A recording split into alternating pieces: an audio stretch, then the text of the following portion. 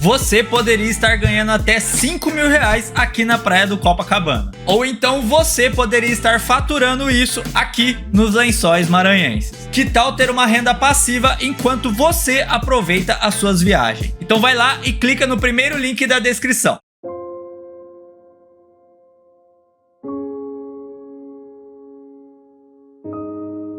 Hoje eu recebo 300 mil mensagens aqui dos empresários, por coisas simples que a gente já passou, a gente resolve em 2 minutos. O seu Luiz está vivo ainda ou não? Hã? O seu Luiz está vivo? Não, ele faleceu. Ele viu até quantas lojas suas? Ah, ele chegou a ter centenas de lojas. Não, sua. Ele viu Minha, chegou a ver o sucesso com as 150 lojas. O maior orgulho dele. Que da hora, o maior orgulho dele. Que da Foi hora. gracinha, me ajudou muito com conhecimento, com tudo. Com atitude. Aí depois de você crescer o estado, crescer, desenvolver, aí nós dominamos vários estados, né, uns 8 estados aí veio um outro ponto importante, que foi quando a gente tomou a decisão de construir a máquina de vendas, que foi um ponto muito importante nesse momento, né, e isso eu tô te falando, resumindo, claro. Eu tô resumindo tudo, porque para chegar lá foi uma loucura. Quando foi fazer a máquina de vendas... O que é a máquina de vendas? A máquina de vendas, nós juntamos toda a nossa rede, que era de Minas Gerais, com uma grande rede chamada Insinuante, na Bahia, e fizemos a máquina uma fusão de negócio, e ali saiu mais ou menos umas 600 lojas do Brasil, com quase 7 bilhões de faturamento naquela época. E aí nós se tornamos a segunda maior empresa de varejo do país, ficando abaixo somente da Via Varejo, que era Casa Bahia, que era um grupo, que era Casa Bahia, Ponto Frio e Pão de Açúcar, que era a primeira rede, e nós ficamos sendo a segunda rede. E ali a gente depois adquiriu outras redes, que você falou, é o tal da Fortaleza. Depois que a gente construiu essa máquina de venda, a gente conseguiu ter condição de comprar rede com 200 lojas, com 150 lojas, e chegamos a 1.100 lojas depois para gerir esse negócio todo, esse bicho todo aí, né? Foi muita luta, muito trabalho, muita dedicação, muitos erros, muitos acertos, né? Mas o nosso mercado é um mercado muito difícil. É um mercado que a margem é muito pequena e qualquer coisinha muda o viés de lucro ou prejuízo. Vindo para cá agora, eu estava vendo o resultado das grandes redes hoje de varejo do país. Via Varejo, que é a dona Casa Bahia e Ponto Frio, com 297 milhões de prejuízo no primeiro trimestre. 297 milhões de prejuízo? Ou seja, 300 milhões de prejuízo no primeiro 100 milhões por mês perdendo dinheiro. E a Luiza, 391 milhões de prejuízo no trimestre. 130 milhões por mês de prejuízo. Você imagina o que é isso? 3 milhões por dia. Todo dia está um prejuízo de 3 milhões, sabe? Você imagina. Olha, é bom que você faça conta rápido. Então você imagina o equilíbrio que não tem que tocar um negócio desse, equilíbrio emocional, porque nós vivemos já momentos na nossa empresa que a gente estava 500 milhões de lucro anual e vivemos momentos que dava 150, 300, 200 milhões de prejuízo anual. Então você imagina como que você tem que ter equilíbrio emocional para você segurar um negócio desse. Você imagina você com uma empresa com 60, 70 mil funcionários, por isso que eu respeito a dona Luiza, fiz um podcast com ela esses dias, que foi maravilhoso, quem quiser assistir, vai lá. Eu quero assistir, vou assistir. Foi maravilhoso o podcast que eu fiz, a Luiza, dona da Magalu. Você imagina que você gerar 60, 70 mil empregos e no trimestre a empresa tem 300 e tantos milhões de prejuízo. Como é que você tem que ter equilíbrio emocional? Falar assim, espera, calma, que isso é um momento, vai passar e tem que tomar um monte de atitude, tem que mudar a empresa toda. E às vezes eu fico vendo aí as pessoas falando que empresa que está dando prejuízo é porque a pessoa é incompetente, é porque não sabe o que é o mercado. Qual que era a sua folha de pagamento? Nossa folha de pagamento era 180 milhões por mês. Aí as pessoas falavam assim, Ricardo, você é muito agitado, tem muita energia, meu amigo, você não sabe o tamanho. Não pode falar aqui, atrás que tá de mim, meu amigo. Você não sabe o que eu tenho que correr. Você não sabe o que eu tenho que correr. Então, assim, isso é vida real, né, Marcos? Isso é vida real, cara. Não é brincadeira. Real. Então, o varejo tem uma margem muito pequena. Então, para você ficar entre lucro e prejuízo, é uma linha muito tênue. Muito fininha ali, ó. Qualquer coisinha que o país modifica, uma taxa de juros igual está agora, afeta profundamente o negócio. Tá, vamos aprofundar nisso aí.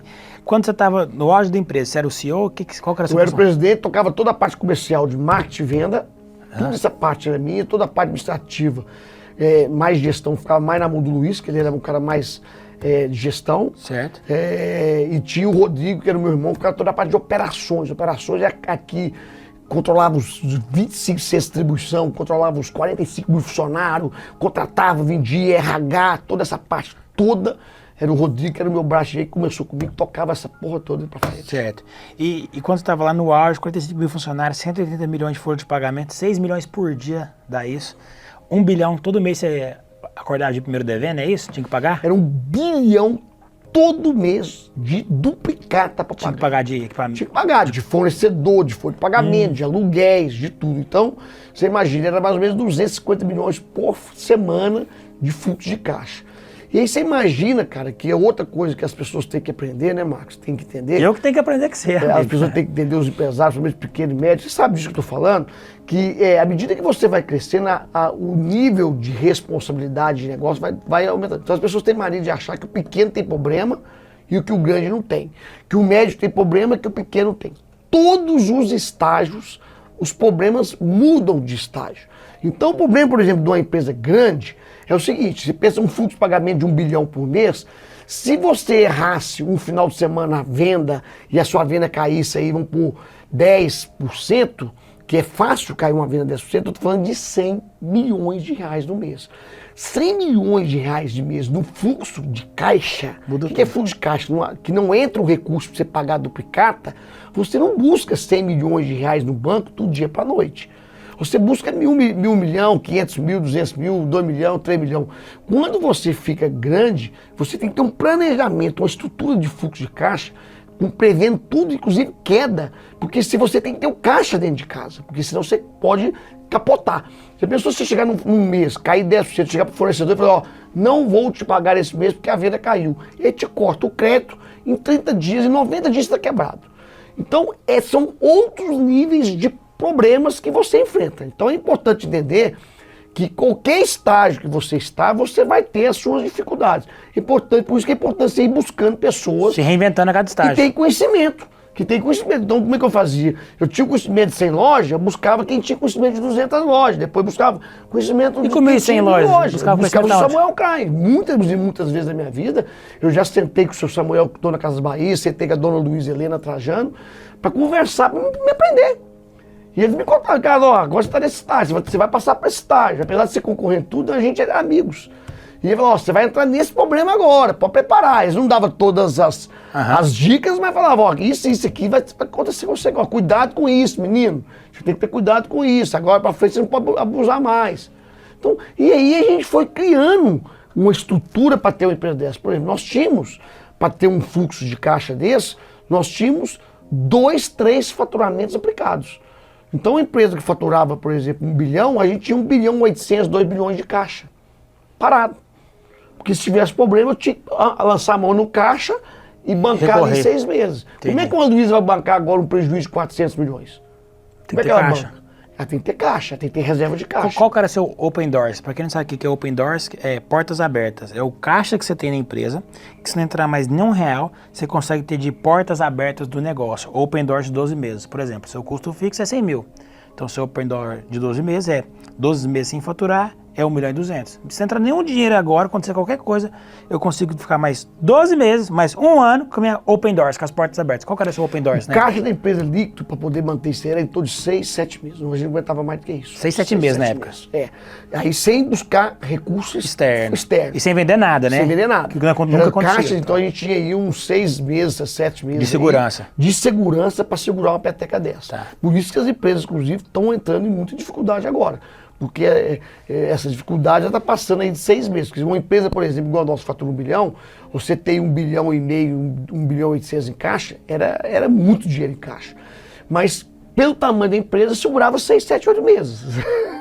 Loucura, hein? Então não é brincadeira. Então, só logicamente uma empresa dessa tem limites de crédito aberto, né? A gente tinha limites de crédito aberto, a gente podia emitir debêntures, a gente emitiu uma debênture de 850 milhões numa época. Então tinha outras ferramentas que você podia puxar, né? Mas assim, é isso que eu falo, que o jogo é outro, a pessoa tem que entender. Mas para chegar nesse jogo, eu comecei numa lojinha de 20 metros quadrados. Uau.